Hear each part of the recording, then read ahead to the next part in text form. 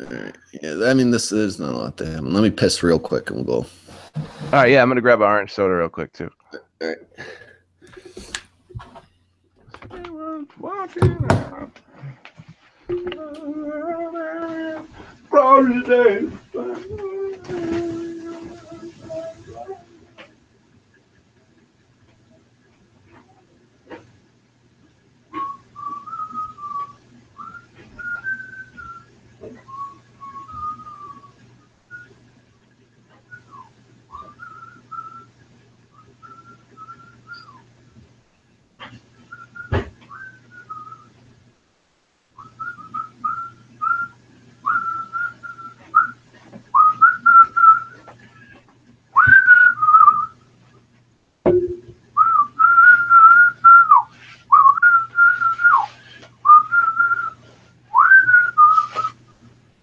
Oof, my balls fucking stink.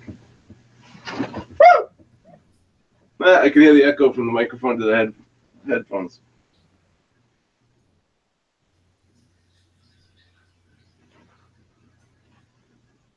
Glory days. Glory days. All right. Yeah. Come on. Fucking books fucking sliding. Motherfucker. Motherfucker. You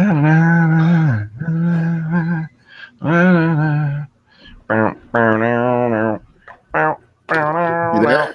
Yeah, yep. All right. Fucking freezing in my house today. I gotta turn the fireplace on. Yeah, it's been cold around here. I wish I still had a fireplace. Because we live, well, I'm trying to buy a house here. I've had 3 offers in on houses and been outbid 3 times. It's fucking driving me nuts. But that sucks. So last year we've been living in like my mom's second house. She bought like this duplex or whatever. Yeah. And it's just got like one of those gas fireplaces you turn on with a switch. So badass. Yep. I used to have one of those. I'm gonna miss it so fucking much when we move out of this house. Trust me, you will, dude. You will. Because I fucking love it so much, dude. Before I lived where I'm living right now, I just live in a condo that had one of those. You just turn a knob and the fire is just like, poof, and I'm like, oh, I would kill to have that. It warms up your whole entire house too. Like, and all we do, I don't even mess with the heat in the winter. We use this fireplace, and we got like just a little like electric heater upstairs for the bedroom. Yep, that's all we do. That's it. That's all you need, man. That's all you need. Right, I want to go to power pack here. Whoops, sorry. Dad has a wood stove. I've always wanted a wood stove because it heats the whole. Like, not only does it heat the whole house, you just run it for a couple hours, but it heats it almost too fucking much. Like, you turn on the heat. No, my buddy used to have one when we were in high school, like at the house he used to grow up in. They're the best. Oh. All right, here we go. Ready? Mm-hmm. All right, we are back after that little jam, and we are going to present you guys with Power Pack number, what is it, 46? 63. Jesus, I'm so off on these legacy numbers. I thought Spider-Man this week was 295. It's 234. I thought this was 46. It's 63. They're too damn high. 63. All right, so Power Pack. Trevor's going to take it away here. All right. Still no answer from Dan Slott, keeping everyone updated. All right. So Power Pack number 63, written by Devin Grayson, art and inks by Marika Cresta, color by Chris O'Halloran, and letters by VC's Joe Caramanga. Cover by Mike McCone, who also did the corner box art, and it's really good. So the solicit goes a little something like this. Where is Power Pack? Part 1 of 1. In a twist of fate, 4 children gained incredible powers, and in a universe full of war-hungry aliens and terrorizing gangsters, they would need them. Thus, Power Pack was born. But when an enemy from the past rears its head again, the youngest Power finds herself in a body-snatching nightmare. Big brother Alex better come around, or Katie is toast. A never-before-told adventure comes to light as Katie Power revisits family history. So here we go. I want to read the little paragraph in the opening credits because it's kind of sets the tone for the whole book. Says, oh yeah, so Alex, Julie, Jack, and Katie are 4 siblings granted extraordinary abilities during an alien encounter as Zero G, Lightspeed, Mass Master, and Energizer. Those are the names only little kids could come up with. They became the world's youngest superhero team. But growing up is hard. Julie's gone to college, Jack's in high school, and eldest brother Alex has disappeared with the Future Foundation after the reformation of the multiverse. Now Katie's left trying to make her way without the tight-knit family she's always depended on. And I remember Alex from it didn't dawn on me about the Power Pack because I've never been like I mean I've always known about them, but I've never it just didn't register because Alex is like a big character in Hickman's Fantastic Four and FF runs, and he's always like the big brother to everybody because he's like the oldest out of all the little kids. Even though Valeria is pretty much in charge because she's the smartest. But so here we go. So from we start this issue off in PS 87. That's how New York names their public schools. With Katie Power at the end of what I think is an English class that is ending, and her teacher calls her up to talk about an assignment that she handed in. The teacher has a problem with the assignment because it's supposed to be a horror story, but it sounds just like a normal, everyday, average story about her dad's boss coming over and just being weird, I guess. Yeah. So the teacher, it's supposed to be like a creative writing class, and it's not very creative to this teacher. It's not very creative. No, it's very bland. So the teacher or an assignment, not a class. yeah. So the teacher reads the beginning of the story back to her, and that's like the beginning narration is the teacher reading the story back, while we get 2 different visuals of the story. One is of the story that she's reading back to her, and the other is the actual story of what pretty much really happened, all the craziness. Yeah, the teacher's imagination compared to what is going on in the girl's mind and how she actually lived it. Which is pretty funny because they look the same, but like in some parts, like going to the elevator, but only stark contrasts of emotion and urgency. So, oh Jesus, where was I in my notes? Here we go. All right. So yeah, Katie's thinking of the more fantastical version, while the teacher's got the bland version. So the teacher just isn't buying the way the story is told, and asks her if she has any thoughts or what she thinks the problem is with the story. And then they go over the story, and the teacher explains to Katie that she didn't fully understand the assignment, and she didn't. And she asks her to try again, and she can use try again with the horror or put a superhero spin on it. And Katie gets excited, not realizing that she could do that, which is just weird because I mean maybe she wasn't paying attention because the teacher explains the assignment to her, tells her what it is, and she just writes this regular old story. Come on. And she just looks the kid looks so annoyed, like rolling her eyes, not wanting to hear it, like with her arms crossed. It's just, I guess I don't remember being like that, but maybe that's just me. She seems like she's being a little over dramatic, but I guess that's kids. So Katie goes through the actual story and that her bland version is based on, and gives her a detailed rundown of this bad guy called the Boogeyman, who initially she said was her father's boss, and how he hates kids with powers, especially mutants and Inhumans, and that this one time he took over the body of Luke Cage and tried to destroy her group of superpowered siblings called the Power Pack, and that he blames them for his downfall. And the teacher's just like, I think I might have heard of the Power Pack before, which I guess the reader kind of feels like the teacher does. Like, nobody's seen the Power Pack in a while, so you're not sure. It's kind of like a distant memory to people, so they don't recall it. And then a superhero team of kids probably wasn't covered on the news as heavily as like a Spider-Man or an Iron Man, so it's not as fresh in everyone's mind.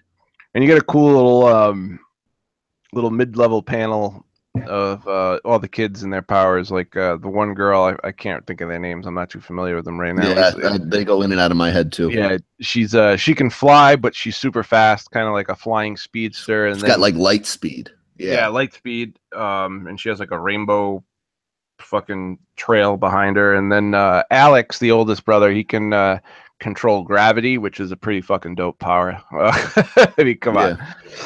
The other brother can turn to mist, water, or whatever, and that just doesn't seem very helpful. But I guess there's some cool stuff you can do with it. And then Energizer, who is Katie, can she disintegrates things, absorbs their energy, and then she can turn that energy into a blast. So, which is pretty cool. But you have to destroy things. Captain Marvel a little bit. Yeah. It's kind of weird though, because you have to destroy things in order to do it. So it's somebody's car over here. Let me disintegrate it and absorb the energy and blast it back at you.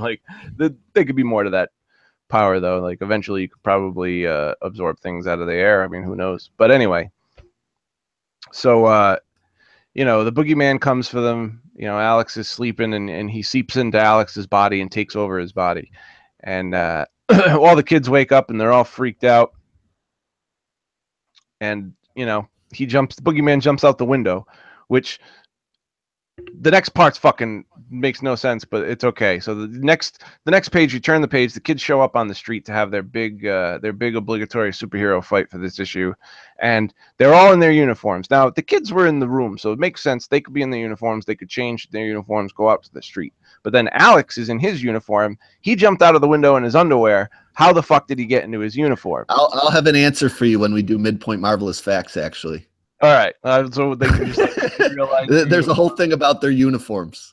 All right, cool. Because it's just so weird. Because unless you're like, we just don't know the characters. It's not like a mistake or anything, but there's a thing about their uniforms. All right, that's cool. Good, because that annoyed me. I was like, where the fuck did he get? The other kids make sense, but I'm like, where did he get? Yeah, I read their whole wiki yesterday because it wasn't very long. I'm like, all right, let's do this. And there's a whole thing about Power Pack uniforms under equipment. And those boots, those weird fucking boots. Yeah, those steel boots. I wasn't thinking of those boots either. I know.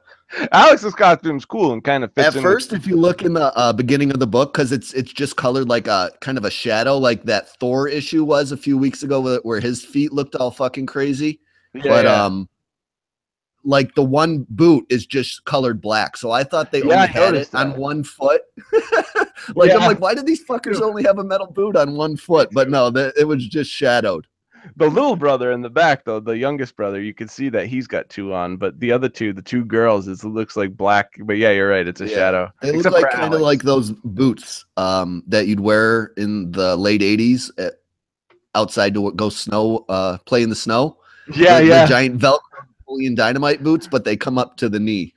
Leggings. Oh god, those boots. I remember I used to have to put on those they used to call them leggings. They were like, they had suspenders and they were like kind of like the material that a big Parker is made out of, but you'd wear them on your legs, but they're kind of like underwear. Yeah. We used to have to do all that shit because our bus stop was at the end of the street. So we would have to, my mom would make us put all that shit on to go to school, and you'd have to take it off in the hallway and you'd leave it there all day. Eventually I got so sick of that, I ended up getting one of those jumpsuits. So you just like put on like the jumpsuit all the way up and it has like a vest that goes over it. That shit was easy. Anyway, so we get like 6 pages of fighting with narration. Yeah, they're just fighting back and forth. Well, the thing is, they're trying not to fight their brother. They're trying to subdue him because he's possessed. They don't want to hurt him. They don't want to hurt him. They're doing this back and forth thing. But they don't want to hurt him. But he's like fucking throwing garbage trucks at them and fucking. There's one point I don't know what he rips something out of the ground. I don't know exactly what it is, but it looks like I think it's just like is it subway track from above their heads? I don't know where it comes from because they don't show a subway anywhere else. Well, it's the ground. It looks like it's coming out of the ground and it says rip. So maybe that's what it is. Maybe it is subway track. Because I was thinking, I'm like, what the fuck is there's like a train or a bus or something he encapsulates with it. I don't. It's hard to tell. And the whole time, they're going back and forth discussing their plans, and Katie's just narrating what's happening. So and you get to see and you also get to see what their powers are. So it exhibits their powers. You get to see the Mass Master. I think that's his name, right? Mass Master, the youngest little brother. Yeah. You get to see him put out a fire with his power, and then the other little sister, older sister, I guess, she's just flying around. I don't know what she's good for, but maybe saving people, getting people out of the way, while Alex just keeps destroying things because that gravity power is a motherfucker. And another thing is, did you notice when he uses his powers, the little black like squares from his uniform seem to like come out and like hover around everything he's touching or throwing or like where his gravity powers are going is what like they're touching. Yeah. These So little black dots. So it's basically a showcase of what they can do, and everyone gets their moment until the end of the fight, where Katie takes down the boogeyman with the power of love. It's just kind of lame. Yeah. But I mean, you've seen this in 1,000 movies ever. Like someone's possessed, or TV shows. One of our heroes is possessed, and they're unstoppable. There's nothing you could do to fight them. So one of our heroes, or our heroes' girlfriends or wives or mothers, steps up in the way and is like, "Fight him! Don't hurt me!" And then the love is just so strong that they fight the monster and they win. But we don't get that, you know. She's like, "You can't make me blast my brother." She's talking to the boogeyman, and she says, "And you can't make him squish me." And she's like, "Right, Alex, right?" And the thing about it is, then you get it's funny, like, "Right, Alex, right? You're not gonna fucking squish me, are you?" But yeah, she's like not confident in her statement. Yeah. And then you get flashes of memories. The only thing is I'm not sure, and I'm sure it's him, not her, but you get these flashes of him, like, you know, hugging his little sister and giving her a piggyback ride and hanging out, and I think he's having those memories. Yeah, because you don't get like a definitive ending on the fight other than the teacher going, "That's it? What happened?" She's like, "I'm here, aren't I?" Like, yeah.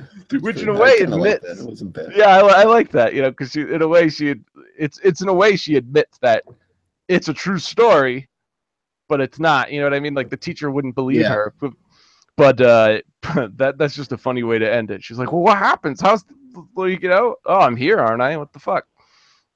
So yeah, so the teacher's very pleased with her story, and then she asks, "What's up with Alex? You know, what happened to him?" And she just tells him that Alex has been traveling, but he's really off with the Future Foundation doing God knows what, God knows where. But when we get like some panels of him on a distant world running experiments with Reed Sue, and who I'm assuming is Bentley because it looks too old to be Franklin. So because they took all the Future Foundation with them, and then the most prominent characters of the Future Foundation were like Alex, Bentley, the two Valeria and Franklin. I don't see the dragon anywhere, but yeah. So and that's the end of the story. She looks a little sad because her brother's gone, and that's it. And then we get, you know, if you want to, I like the end where it's like, "Up next, nothing, nada, zilch." Yeah, I know. The final page. Yeah, the final page. And if you want more Power Pack, you write emails to Marvel and they'll consider it, because that's what all these one shots. And this is a good idea. Instead of sometimes, you know, they're characters that might not warrant a mini series or an ongoing series, but you put out a cool one shot to give people a taste of what they can get from this series, and you know, maybe they love it. Maybe someone read this issue and they're like, "Oh shit, I want a series," so they get like floods of emails. But I mean, how many emails and calls or whatever would warrant a series? Because you'd have to sell at least 25 to 30,000 copies in order for it to be an ongoing. Yeah, I think we'll see what sales are for this one before they in on it, you know. But I mean, I haven't seen Devin Grayson write anything in a long time. It was a decent issue, you know. It's one shot. It's the story about an old happenings of the Power Pack, an old battle, what they're going on nowadays. Like you get, it basically just focuses on Katie, but she tells you what the others are doing. One's in college, one's in high school. You don't really get too much in depth with any of the other characters, but Katie. The only time you get to see the other characters really are in the flashback of the story. Yeah, the story. Yeah, but other than that, it's pretty cool. It's a nice little crash refresher course on the Power Pack. The art was spectacular. I thought it was really, really good. I've never heard of this. What's his or her name? Marika Cresta. I've never heard of this person, but they did a fantastic job. Very, very good, clean line work. The facial expressions on all the characters really tell the story. Like when Katie's sitting there talking to the teacher, she's rolling her eyes. The face, the teacher looking concerned, annoyed. You know what I mean? Like you can get all the emotions from all the characters, which is I always find is very important, because not just the writing or the narration, but also characters' facial expressions do a good job of telling like the deeper story than just what people are saying. You can tell how people feel about each other just by the way they look at each other. As in real life, you can read actual body language in this book, which is very nice. So, but at the same time, I don't know anything about the Power Pack, so I'm not like, I can't say that was super excited about it or I'm head over heels for it, because there were a lot of things that I was confused about because I'm just unfamiliar with these characters. Like I had the hiccup with the uniforms. Like, so there's an explanation for that, like Brandon said, but I don't know it. So, yeah. so for me, and I'm assuming a lot of people nowadays in 2017 are like me, aside from Sean, who sent in the email, who's refreshed himself on the Power Pack. I think that's Joe. Didn't Joe? No, Wasn't Joe the Power Pack? it was I think it was Sean. Let me check. I just had it. But I'm checking right now. Oh yeah, it was Joe. My bad, Joe. It was Joe. Like Joe. So Joe got refreshed on the Power Pack, and he's probably read it before, and he's very familiar with the character, so he'd probably enjoy this book a lot more than I would. So for somebody like that, it would probably be a buy. But for someone like me, it's a borrow, because it was a good story. It was a good one shot, but I don't know enough to like be completely excited over it and give it a full on buy. So yeah, I'm right there with you. I think it's a borrow. I enjoyed the art, especially my favorite part was when the teacher was visualizing the story compared to when the Alex, the girl, that's her name, right? What, Katie, or is the girl's name Alex? No, Alex is the older brother, the one who's with the Future Foundation. Yeah, so whoever the girl is, compared to her version of the story and how it all went down, that was my favorite part. Yeah, I'm the same way though. This is my first ever issue of Power Pack. I read the wiki before I read the issue, like completely. So I had a little bit of a idea going in what everything was all about. So it probably allowed me to enjoy kind of the few hiccups you had. But I still think it's a borrow overall. But yeah, I think any Power Pack fan coming into this issue gets everything they want to out of it. So, if I was Joe running the podcast and reviewing the issue, I think it's a buy for him. But for like you or me, I think it's a borrow, and anybody else who's unfamiliar with the concept or the character, I think it's the same way for. But yeah, I mean, again, if it's something you want more of, write in. I guarantee it'll sell better than something like America Chavez does. Yeah. Oh yeah. I just found this series. I'm on SoulSeek checking it out, trying to get some old scans of it, and I found a series from 2009 called Wolverine and Power Pack. Yeah. So they've brought him back a few times, like in between, like they've probably had cameos and stuff. But there's another one called Hulk and Power Pack. Yeah. So there, you get your Power Pack every once in a while. But yeah, we're gonna go on to the next book here. You want to do Spider-Man or Guardians? You want to give your voice a rest? I'll do the next one, or what? Yeah. Let's do Spider-Man. Okay, so we're gonna switch up the order a little bit. We're gonna do Spider-Man 234 as book 2, and this is the first legacy issue of Miles Morales in the 616. Kind of skipping a whole bunch of numbers, and the reading order, if you go to the digital page, which I've actually tweeted out, is a little all over the place because this book's been renumbered and retitled a couple different times. So if you need to know the order you should read it in, that's how you need to do it. Go to that digital page and check it out. But yeah, we're gonna pull up the solicit here, let you know what's going on with Spider-Man 234. This is a Brian Michael Bendis joint. Artist is Oscar Bazaldua. Color artist is Justin Ponzer. Lettering is VC's Virtual Calligraphy's Corey Pettit. Miles, I can't say his name either. Oscar or whatever. I know. Bazalda, I guess. Miles' world has been shaken a lot lately, but nothing will compare to what the mysterious Iron Spider and his brand new Sinister Six will do. Sandman, Hobgoblin, the Spot. I hate the fucking Spot. Electro and Bombshell? ? Join this mystery villain to make Miles's life a living hell. So yeah, we kick things off here right away, and I have a problem with this girl's name too. I can't ever say it. What's her name? This is this Bombshell's mom or no? Oh yeah, it's Bombshell's mom.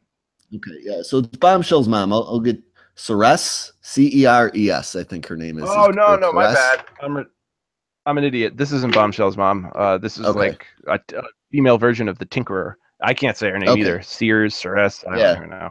So this mystery man visits Ceres, we'll say her name is, and they're having a discussion because she's updating and reprogramming all these armors, and she basically is like, "This is so advanced, such advanced tech. It's basically roller skates to Tony Stark's armors."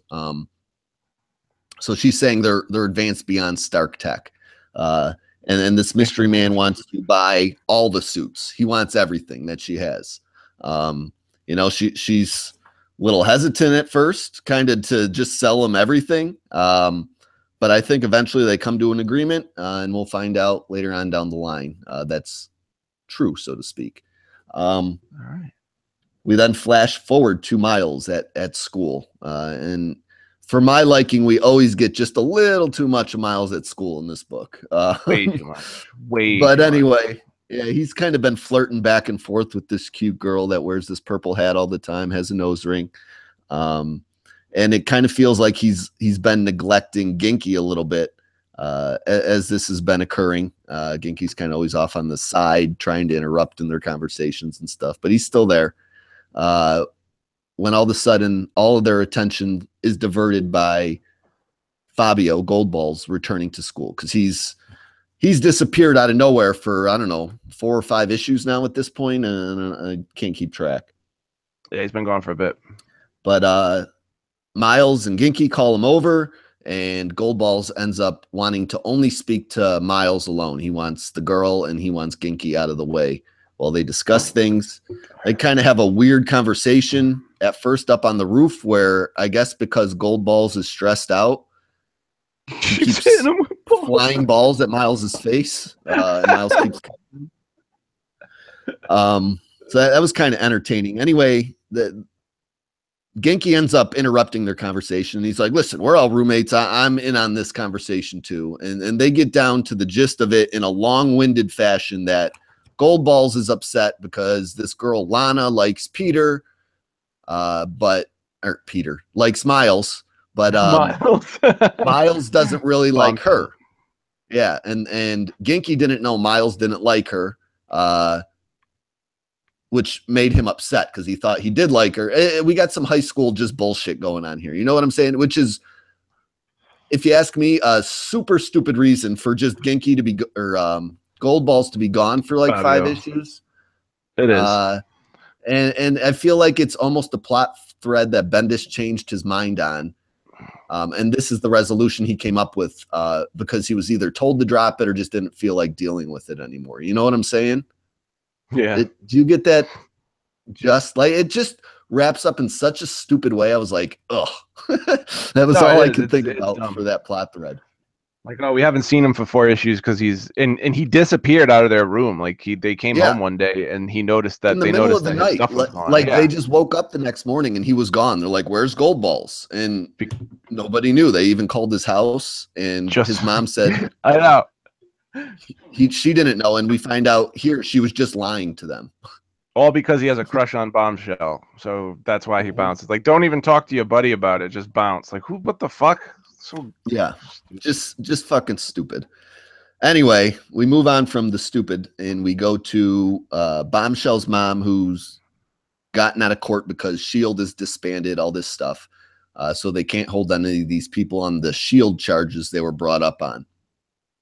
That actually follows from Invincible Iron Man. Yeah, I mean that's not a part I have a problem with at all. Like, it's a cool canonical. I don't know. I'm being an idiot again. I can't pronounce words, but it's a cool thing in canon, basically. Like, S.H.I.E.L.D.'s been disbanded, and that's the reason Bombshell's mom's getting out of prison. And she immediately runs into her daughter. They have a quick talk that boils down to her wanting her daughter to kind of join her in on evil hijinks, and Bombshell being like, I'm not down with that. They have a quick fight and basically separate from each other at that point. Miles hears an alarm going off, So he decides to go scope out what's going on, right? I forget where this alarm is coming from. I What think is it's this coming sound? from. Oh, it's the police sirens, right? Yeah, it's the police sirens from them fighting. Okay. Yeah, the bombshell fight, right? Yeah, her and her mom. Yeah. All right. So Miles goes to check that out. And then we flash again. We flash to this new Sinister Six forming. And you got Elektra, you know, the girl version of Electro, Bombshell's mom, Hobgoblin, the Spot, and Sandman all gathered in this room in front of a table of money.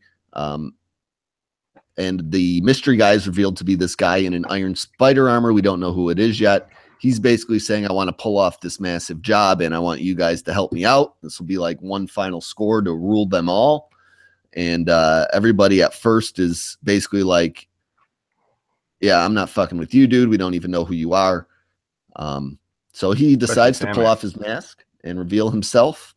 And for any longtime Miles Morales fans, I mean, it's kind of a cool reveal. It doesn't make much sense, really, but you know, you can chalk it up to Secret Wars. The Iron Spider in this case is revealed to be Aaron Davis, who is Miles's uncle, and was the Prowler in the old school Ultimate Universe. The reason Miles got his powers was supposedly killed in the old school universe. Along, yep.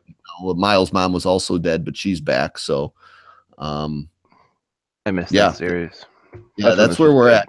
This all like the whole, you know, buy, borrow, or forget. That's the part we're at here now. The whole Miles story just feels like it's fucking repeating itself basically from what it already did in the past.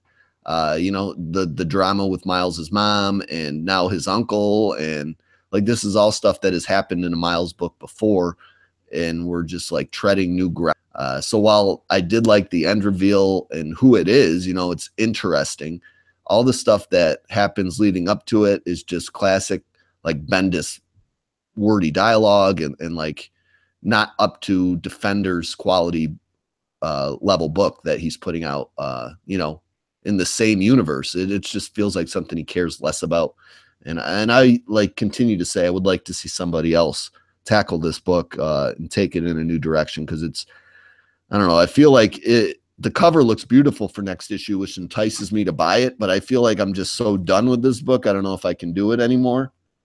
I'm just confused on what they're doing with it, why they keep retreading ground they've already treaded, and then like, I don't know. I've read 20 issues of not much going on, really, I feel like lately. And it's wearing me out, personally. I think it's a borrow overall. I don't think it's trash, but I don't know. I'm having a hard time with this book, basically. For somebody that was a huge Miles fan from the Ultimate Universe, it's disheartening to me to see what's been done to him since he's joined the 616 Prime universe. You know, what do you think? You know, the original series I fucking loved. Like when I first read that series, it was already over and done with, and I couldn't stop reading it. Like I think the first time I picked up issue number 1, I out of nowhere I just realized I was on issue 17 after a couple of hours, and the hours just like blew by. Like I loved that series. I love it, and it's got beautiful art by Sarah Pichelli and David Marquez all the way through. It was just so great. And it continues to have great art. I mean, you've had Sarah Pichelli, Nico Leon, now this unpronounceable guy, Oscar Bazilda, whatever, Basil Dua. I'll say Basil Dua. That's what it looks like. So Oscar Bazildua does a great job on art. It's beautiful. It's really good, and I'd almost like to see it on a different book, because we don't get anything here that we haven't gotten in the past whatever issues. Like I think the past boring ass issues of just him and Yankee sitting in their fucking dorm room having conversations have just worn me down to the point of not even giving a shit when a decent issue like this one comes along. You know what I mean? Like, yeah. Like the art's great, the story's cool, like it's not bad, but I don't know. I'm just getting so sick of this book. Like I just feel like Bendis is super uninspired. Like when you read a book like even like his Iron Man is better. His Defenders, like if you read Defenders, you can tell he's super excited and loves being on that book because he writes a great story that it's like the Miles run. Like I could pick up on issue 1 and just read issue after issue. I can't wait to see what happens next. But this is like he's bored out of his fucking mind and he doesn't even know what to do with Miles anymore. So he's just going through the motions. And I totally agree with you. We need somebody else on this book, someone like David Walker or anybody really, any new writer. Anybody else. Anybody else. Throw Matthew Rosenberg, David Walker. David Walker, I think he's writing like one book for Marvel. Throw him on Spider-Man. I think he would probably do a better, more interesting job on this book because like David Walker, every book he's had from Power Man and Iron Fist to the new Luke Cage to Occupy Avengers, he writes good fun stories, and like that's what Miles should be. It's a Spider-Man book. It should be a good story. It should be really fun. You should enjoy it. You should not be bored. You should not feel like the writer is just going through the motions because he has to, because he created the character. Like Bendis needs off this book. So after all that being said, I am biased because all of the past issues that pissed me off. But if this is a new jumping on point for you, and you don't have the distaste of the previous issues, I would say that you might enjoy this. So I'm going to give it a borrow. Yeah, that's where I'm at too. Like it's not awful. It's I don't know. I think you and me are both in the just worn down camp of this book. So if it's something you've decided to give a try during Legacy, I think you might be down with it. You're not going to be confused. Really, there's not much to catch up on. You don't have to even go back and read everything because Miles has been chasing after this girl for I feel like 10 issues, and the Gold Balls like friend with Genki stuff has just been going back and forth for like 12 issues, and it's just nothing is happening. You know, one thing I noticed that I thought about is when Bombshell's mom is getting out of court or prison or whatever, the cops are bringing in Armadillo and he's all webbed up. So I was thinking, I'm like, maybe in the time frame, I was like, maybe this is when Spider-Man is happening, because in the beginning of the first issue of Spider-Man, Peter Parker Spider-Man was fighting Armadillo. So it's like maybe this is the timeline, because when what was it? Was there a chick in Spider-Man that he was talking to? He was eating lunch with that girl, the girl from this issue, right?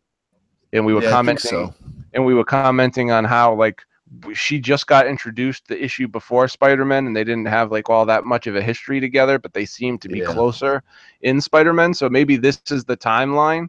Because maybe that's why this one. Remember, because that one didn't come out in October. It was super delayed. It's been super delayed. I don't even know when it comes out at this point. So maybe this is the timeline of Spider-Man. Like it happens a little bit after this arc. So I mean that would make more sense because then he'd be closer with that girl. But comic books are weird like that. All different timelines.